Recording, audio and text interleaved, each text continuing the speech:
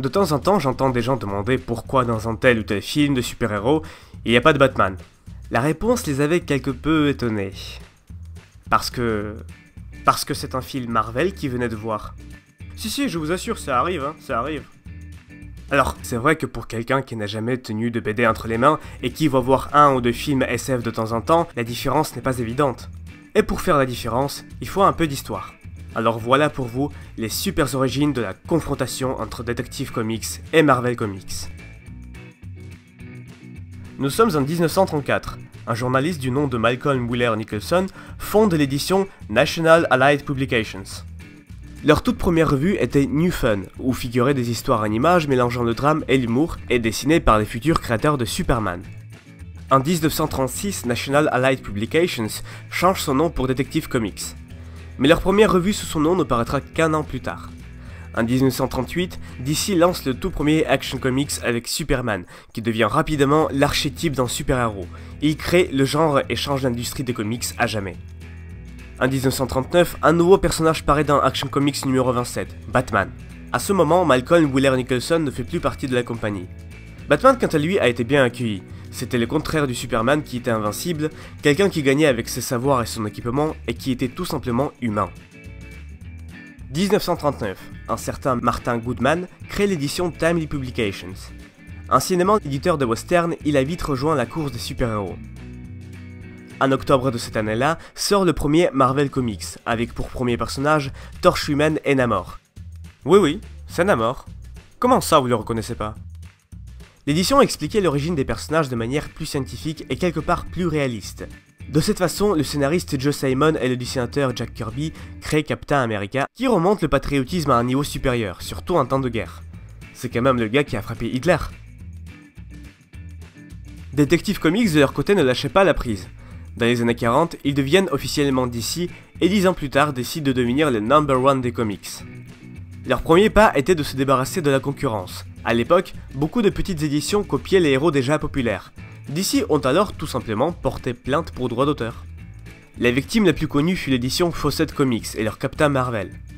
Durant la même période, Timely Publications deviennent Atlas Comics, et tout en parallèle de leur revue Marvel, ils sortent des histoires de cowboys, gangsters, monstres, animaux, personnages bibliques, bref, tout ce qui pouvait se vendre.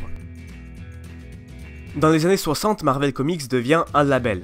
Avec l'arrivée de Stan Lee, de Jack Kirby et les nouveaux héros comme les 4 Fantastiques, Spider-Man et les X-Men, Marvel ont pris un pas d'avance. Les histoires des super-héros étaient devenues plus émouvantes et plus sérieuses, et le quotidien était devenu une part de leurs aventures. Désormais, lire les comics était courant chez les jeunes et les adultes. Oui, parce qu'à la base, le public visé était les enfants. Et là, DC se réveille et commence à chercher la raison de cette hausse de popularité chez Marvel.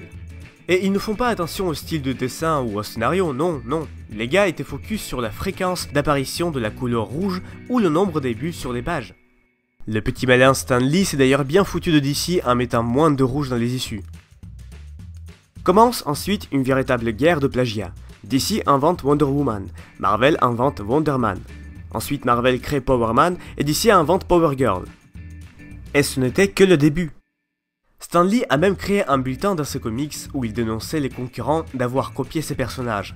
Il ne donnait pas de nom, mais on sait de quelle édition il était question.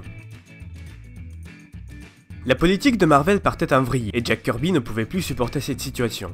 En 1970, il quitta avec scandale la maison Marvel pour se tourner vers DC, pour qui il a inventé Darkseid et les Nouveaux Dieux.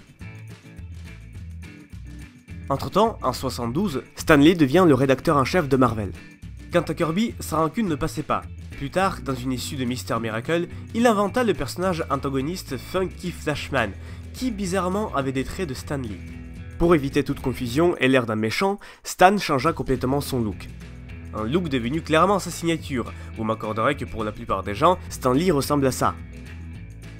Mais avec le temps, tout s'en va, et la colère de Kirby aussi est partie.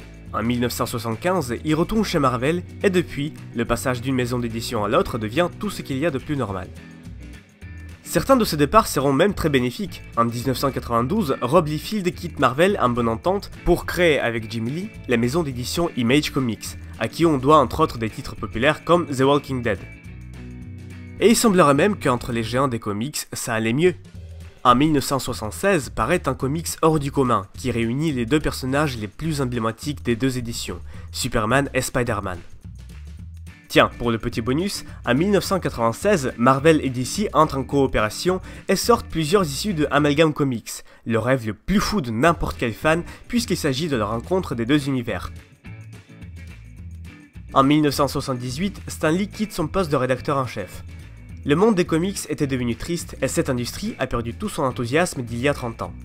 Pour vous donner un exemple, dans les années 50, les comics se vendaient au nombre de 600 millions d'exemplaires par an, alors qu'au début des années 80, ce chiffre a baissé à 150 millions. Stan annoncera d'ailleurs que les dessinateurs et les scénaristes ne créaient plus les comics pour le lecteur, mais pour eux-mêmes. Dites-vous qu'à ce moment-là, ils pensent encore que le public visé était les enfants.